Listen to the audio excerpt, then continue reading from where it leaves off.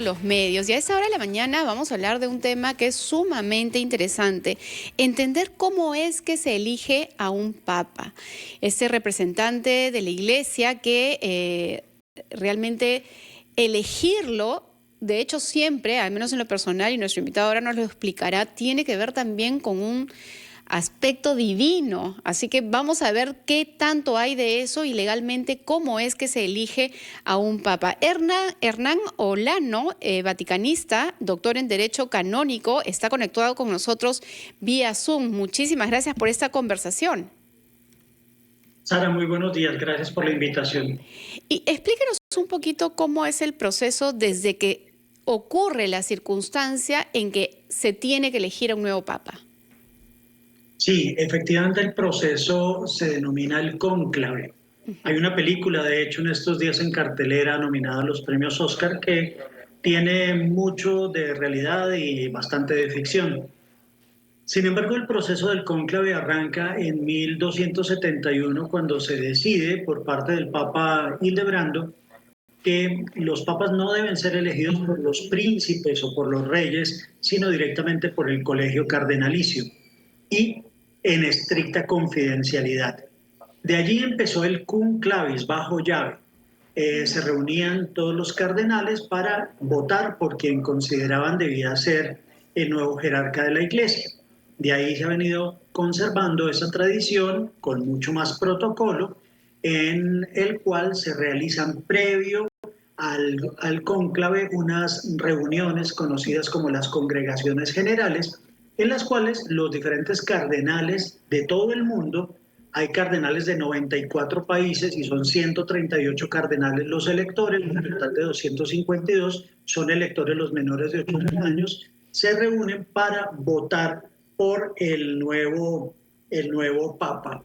Entonces, eso es lo que Claro. corresponde Ahora, sobre el particular. interesante que haya mencionado y haya hecho colación al año 1271, donde antes eran los príncipes y reyes que eligen, porque ellos también, digamos, y hasta no sé qué época, perdón la ignorancia, se entendía que los príncipes y los reyes eran elegidos también por un tema divino, y de ahí un poquito que Sí, sí, también sí, eligen a los papas, ¿no? Pero, ¿qué es lo que ha efectivamente. cambiado o eso se mantiene? Sí, Sara, es lo que correspondía a la denominada lucha de las investiduras. Ujú. ¿Cómo en la historia? ¿Cómo corresponde eso? A que me invisten con el poder divino y con el poder humano. Entonces, en el caso de la elección de los papas, pues a través de la inspiración del Espíritu Santo se logra la elección por parte de quienes son electores o príncipes electores, en este caso los cardenales. Ujú. Y de ahí empieza toda esa tradición que lleva a que el Papa Juan Pablo II recoja alguna normatividad precedente que había sido también ya modificada por Pablo VI después del Concilio Vaticano II y que luego fue actualizada por el Papa Benedicto en el año 2013 Ujú. para fijar cuál es el procedimiento de elección en caso de renuncia o en caso de fallecimiento, que era lo que se venía realizando en los últimos 500 años, desde que el Papa Celestino V renunció y luego ya se da la renuncia del 14 de febrero de 2013 por parte de Benedicto, que es la última ocasión en la cual se ha presentado una renuncia pontificia. Durante este proceso de votación de los cardenales, ¿hay, digamos, características, criterios? ¿Tiene que ver con un tema espiritual? ¿Qué define el voto de cada uno? ¿De qué se guían? Y efectivamente hay una invocación al Espíritu Santo después de la misa Proeligendo Pontifice, que se realiza ya cuando todos los cardenales están listos en Roma y previo al encierro en la Capilla Sixtina. Allí cada uno debe emitir una fórmula juramental antes de depositar el voto en la urna, que generalmente pues es un jarrón de bronce donde se pone en la parte superior y se deposita, y luego ya en el escrutinio, entonces todos esos votos van a ser cosidos con un hilo de color rojo y son los que se depositan en la chimenea para ver si se logra la fumata negra o la fumata blanca, el humo blanco que representa ya la elección del pontífice. En la papeleta siempre dice eligo sum pontificem y el apellido del cardenal que desean postular. Sin embargo, cada uno de los cardenales que se encuentran allí presentes puede ser candidatizado. Lo que ocurre es que se requieren las 2/3 partes para la elección. Habitualmente ha habido de 5 a 7 votaciones para la elección del Papa en los últimos 50 años. Sin embargo, ha habido cónclaves que han durado hasta 2 años. Wow. Un poco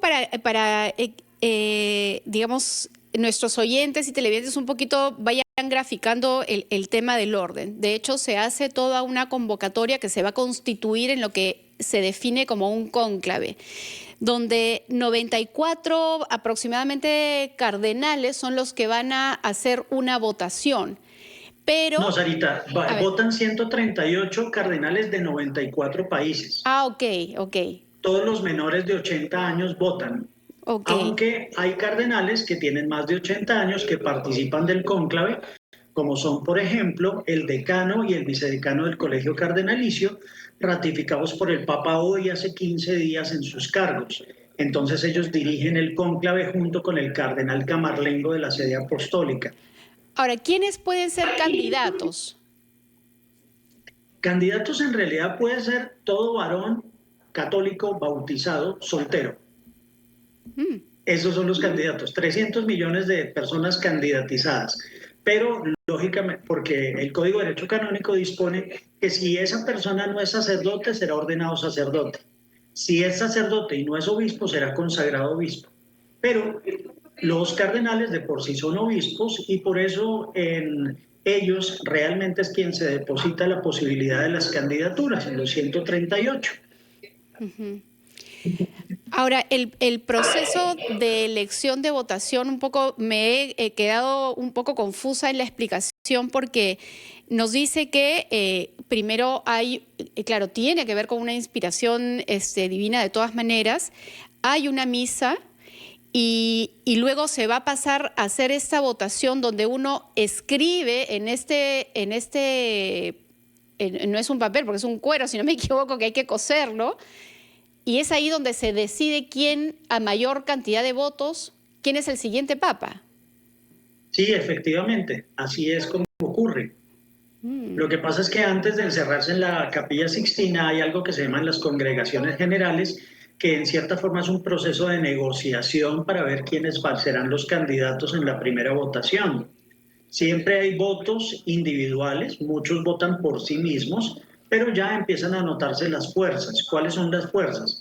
Tenemos por un lado los conservaduristas, por el otro los liberales y por otro lado también las regiones, teniendo en cuenta que hay cardenales europeos, hay cardenales norteamericanos, centroamericanos, sudamericanos, africanos y asiáticos que conforman ese colegio cardenalicio y muchas veces también se vota en bloque por el de una región. Claro. A través de diferentes medios e incluso en las redes sociales se habla de sucesores. ¿Existe eso de que se puede ir especulando sobre quién podría ser un mejor candidato o hacia quién va a ir la mayor cantidad de votos, teniendo en cuenta de que ocurre todo este proceso? Siempre hay, como se dice, papables. Papables son todos los cardenales, pero algunos tienen mayor simpatía frente a otros. Algunos ya han llegado a los 80 años, como el cardenal O'Malley de Boston o el cardenal Sará de Guinea, pero están tantos otros cardenales, empezando por el mismo secretario de Estado, que es el primer candidato siempre, o está, por ejemplo, el cardenal Bichok, que es el cardenal más joven, tiene 45 años y vive en Australia, es el obispo para los ucranianos de Australia, o el cardenal Marengo, de 50 años, italiano, que es cardenal en Mongolia y además es exorcista. Solamente una pregunta muy breve, por favor, y una muy breve respuesta también. Si bien sí hay todo este proceso de inspiración divina, existe también características que van a definir finalmente por quién votar. ¿Hay alguna característica que se busque en un próximo papa? La estabilidad de la iglesia, por eso para mí los candidatos son en este momento los más jóvenes, el Correcto. de 45, particularmente el de 50, porque nos mostraría una estabilidad de la iglesia por lo menos durante 35 años más, sin Ujú. necesidad de hacer un cónclave adicional en ese periodo. Claro.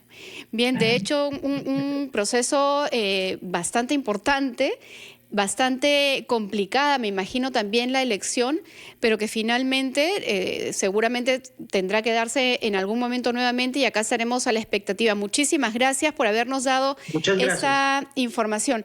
Una última pregunta respecto del cardenal Carlos Castillo, cardenal peruano, ¿podría estar dentro de estas posibilidades de ser elegido papa? Sí, claro. Y Sara, hay que tener en cuenta que hay otro cardenal peruano que, no obstante tener menos de 80 años, está defenestrado por el Papa, perdió todos sus derechos, el cardenal Cipriani. Ujú. Pero el cardenal Castillo sí es un candidato firme también. Lo que ocurre es que no es probable que dentro de la geopolítica religiosa del colegio cardenalicio volvamos a tener un papa latinoamericano. Claro. Bien, muchísimas gracias por haber tenido esta conversación y Gracias. explicarnos un tema complejo en términos sumamente sencillos. Ha sido Hernán Olano, vaticanista, doctor en Derecho Canónico. Gracias nuevamente. Bien, 11:31 de la mañana, amigos, es momento de hacer una pausa.